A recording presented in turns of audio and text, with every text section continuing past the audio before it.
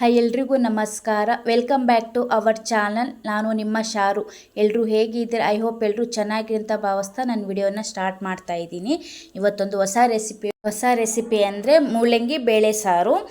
ಇದು ಸಕ್ಕ ಟೇಸ್ಟಿಯಾಗಿ ಸಕ್ಕ ರುಚಿಕರವಾಗಿ ಬರುತ್ತೆ. ಇದು ಮೂಲಂಗಿ ಸಾರು ನಾನು ಮಾಡೋ ರೀತಿಯಲ್ಲಿ ನೀವೇನಾದರೂ ಒಮ್ಮೆ ಟ್ರೈ ಮಾಡಿದರೆ ಸಕ್ಕ ಟೇಸ್ಟಿಯಾಗಿರುತ್ತೆ.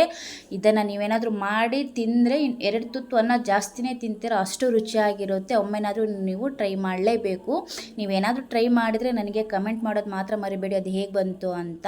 ಇವಾಗ ಅದನ್ನು ಯಾವ ರೀತಿ ಮಾಡೋದು ಅಂತ ನೋಡ್ಕೊಂಡು ಬಂದುಬಿಡೋಣ. ಇವಾಗ ನಾನು ಒಂದು ಕಪ್ಪಷ್ಟು ಬೇಳೆ ತೊಗೊಂಡಿದ್ದೀನಿ. ತೊಗರಿ ಬೇಳೆ ತೊಗೊಂಡು ಚೆನ್ನಾಗಿ ವಾಶ್ ಮಾಡಿ ಆಲ್ರೆಡಿ ತೊಗೊಂಡಿದ್ದೀನಿ. ಇದನ್ನೇನು ನೆನೆಸಿಲ್ಲ, ನಾನು ಡೈರೆಕ್ಟಾಗಿ ವಾಶ್ ಮಾಡಿ ತೊಗೊಂಡು ಇವಾಗ ನಾನು ಗ್ಯಾಸ್ ಹಚ್ಬಿಟ್ಟು ಕುಕ್ಕರ್ನ ಇಟ್ಕೊಂಡಿದ್ದೀನಿ. ಕುಕ್ಕರಲ್ಲಿ ನೋಡಿ, ಇವಾಗ ಅದು ಮುಳುಗುವಷ್ಟು ಅಂದರೆ ಅದು ಬೇಯಷ್ಟು ನಾನು ಒಂದು ಲೋಟದಷ್ಟು ನೀರು ಹಾಕಿದ್ದೀನಿ. ಅಂದರೆ ಅದು ಸಾಕು, ಬೇಯಷ್ಟು ಹಾಕಿದರೆ ಸಾಕು, ಆಮೇಲೆ ಬೇಕಿದ್ರೆ ನೀವು ಹಾಕ್ಕೋಬೋದು. ಇವಾಗ ಅದಕ್ಕೆ ನಾನು ರುಚಿಗೆ ತಕ್ಕಷ್ಟು ಉಪ್ಪು ಹಾಕ್ತಾಯಿದ್ದೀನಿ. ಇವಾಗಲೇ ನಾನು ಉಪ್ಪು ಹಾಕ್ಕೋತಾ ಇದ್ದೀನಿ, ನೀವು ಹಾಗೆ ಮಾಡಿ. ಇವಾಗಲೇ ನಾನು ಉಪ್ಪು ಹಾಕ್ಕೊಂಡು ಅದಕ್ಕೆ ಜೊತೆಗೆ ನಾನು 1-2 ಟೊಮೊಟೊ ತೊಗೊಂಡಿದ್ದೀನಿ. ಅಂದರೆ ನಾನು ಇದಕ್ಕೆ ಇದು ಹುಣಸೆಹಣ್ಣೇನು ಹಾಕ್ತಾ ಇಲ್ಲ, ಸೊ ಹಾಗೆ 1-2 ಟೊಮೊಟೊ ತೊಗೊಂಡಿದ್ದೀನಿ. ದೊಡ್ಡದಾಗಿತ್ತು ಟೊಮೊಟೊ, ಸೊ ಹಾಗಾಗಿ 2 ಟೊಮೊಟೊ ತೊಗೊಂಡಿದ್ದೀನಿ. ಹಾಗೆ ಇವಾಗ ಅರಿಶಿನ ಕೂಡ ಹಾಕ್ತಾಯಿದ್ದೀನಿ. ಅಂದರೆ 1 ಟೀ ಸ್ಪೂನಷ್ಟು ಅಂದ್ಕೊಳ್ಳಿ, ನಾನು ಹಾಗೆ ಪ್ಯಾಕೆಟಿಂದ ಹಾಗೆ ಹಾಕ್ತಾಯಿದ್ದೀನಿ. ಸೊ ಹಾಗಾಗಿ ನಾನು 1 ಟೀ ಸ್ಪೂನಷ್ಟು ಅಂತ ಅಂದ್ಕೊಳ್ಳಿ, ಅಷ್ಟು ಹಾಕ್ಕೊಂಡಿದ್ದೀನಿ. ಹಾಗೆ ಇದಕ್ಕೆ ಸ್ವಲ್ಪ ಎಣ್ಣೆ ಕೂಡ ಹಾಕ್ತಾಯಿದ್ದೀನಿ ನಾನು. ಅಂದರೆ ಬೇಳೆ ಚೆನ್ನಾಗಿ ಬೇಯಬೇಕಲ್ವ, ಎಣ್ಣೆ ಹಾಕೋದ್ರಿಂದ ಬೇಗ ಬೇಳೆ ಬೇಯುತ್ತೆ ಅಂತ. ಸೊ ಹಾಗಾಗಿ ಬೇಳೆ ಅಂದರೆ ಒಂದು ಅರ್ಧ ಚಮಚದಷ್ಟು ಅಷ್ಟೇ ಹಾಕ್ಕೊಂಡಿದ್ದೀನಿ ಅಷ್ಟೇ. ಅಂದರೆ ಎಣ್ಣೆ ಹಾಕೋದ್ರಿಂದ ಬೇಳೆ ಬೇಗ ಬೇಯುತ್ತೆ ಅಂತೆ ಅಷ್ಟೇ.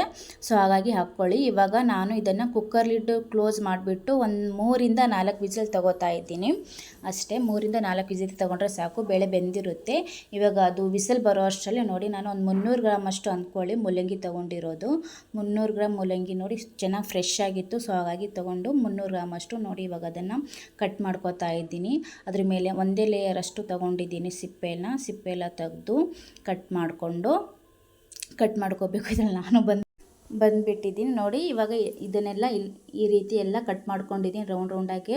ನಿಮ್ಗೆ ಯಾವ ಥರ ಬೇಕೋ ಆ ಥರ ಕಟ್ ಮಾಡ್ಕೊಳ್ಳಿ. ನಾವು ಇದೇ ರೀತಿ ಕಟ್ ಮಾಡ್ಕೊಳ್ಳೋದು. ಸೊ ಇನ್ನು ಇದು ವಿಸಿಲ್ ಬರಬೇಕಲ್ವ. ಇವಾಗ ಬೆಳಿಗ್ಗೆ ಬಂದಿತ್ತು ಅಂತ ಹೇಳಿದ್ನೆಲ್ಲ, ಮೂಲಂಗಿ ಜೊತೆ ಕೊತ್ತಂಬರಿ ಸೊಪ್ಪು, ಕರಿಬೇವು ಚೆನ್ನಾಗಿ ಫುಲ್ ಫ್ರೆಶ್ ಆಗಿತ್ತು ಅಂತ ತೊಗೊಂಡಿದ್ದೆ.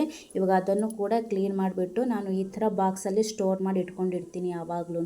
ಇದು ನೋಡಿ, ಕರಿಬೇವು ಮತ್ತು ಕೊತ್ತಂಬರಿ ಸೊಪ್ಪು ಇವೆರಡು ಕ್ಲೀನ್ ಮಾಡಿಬಿಟ್ಟು ಸ್ಟೋರ್ ಮಾಡಿ ಫ್ರಿಜ್ಜಲ್ಲಿ ಇಟ್ಕೊಂಡಿದ್ದೀನಿ. ನಾವು ಯಾವಾಗ ಬೇಕಾವಾಗ ಯೂಸ್ ಮಾಡ್ಕೋಬೋದು.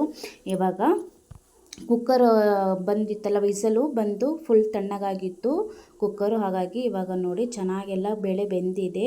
ಇವಾಗ ಬೇಳೆ ಮಸಿಯೋದ್ರಿಂದ ಚೆನ್ನಾಗಿ ಮಗ್ಸ್ಕೊಳ್ಳಿ, ಚೆನ್ನಾಗಿ ಸ್ಮ್ಯಾಶ್ ಮಾಡ್ಕೊಳ್ಳಿ ಬೇಳೆನ. ನೋಡಿ ಈ ರೀತಿ ಚೆನ್ನಾಗಿ ಸ್ಮ್ಯಾಶ್ ಆದಮೇಲೆ ಬೇಳೆನ ಒಂದು ಇದಾಗಬಾರ್ದು, ಆ ರೀತಿಯಲ್ಲಿ ಸ್ಮ್ಯಾಶ್ ಮಾಡ್ಕೊಳ್ಳಿ. ನೋಡಿ ಎಷ್ಟು ಚೆನ್ನಾಗಿ ಸಖತ್ತಾಗಿ 3-4 ವಿಸಿಲ್ ಓಡಿಸಿದ್ಮೇಲೆ ಬೇಳೆ ಚೆನ್ನಾಗಿ ಬೆಂದಿರುತ್ತೆ ಅಲ್ವಾ. ಸೊ ಸ್ವಲ್ಪನೇ ಈ ಥರ ಸ್ಮ್ಯಾಶು ಬೇಳೆ ಮಸಿಯೋ ಕೋಲಿಂದ ಮಾಡಿಬಿಟ್ರೆ ಚೆನ್ನಾಗಿರುತ್ತೆ. ಇವಾಗ ಇದಕ್ಕೆ ಹೆಚ್ಕೊಂಡಿರೋ ಅಂಥ ಮೂಲಂಗಿ ಹಾಕ್ಕೊಂಡಿದ್ದೀನಿ.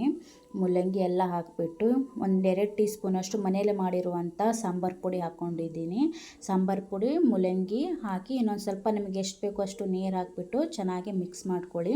ಚೆನ್ನಾಗಿ ಮಿಕ್ಸ್ ಆದಮೇಲೆ ನೋಡಿ, ನನಗೆ ಇಷ್ಟು ಸಾಕು ಅನಿಸ್ತು ನೀರು. ಸೊ ಹಾಗಾಗಿ ನಾನು ಮತ್ತೆ ಇನ್ನೊಂದು ಲೋಟದಷ್ಟು ನೀರು ಹಾಕ್ಕೊಂಡು ಇವಾಗ ಮತ್ತೆ ನಾವು ಒಂದೇ ಒಂದು ವಿಸಿಲ್ ತೊಗೋಬೇಕು.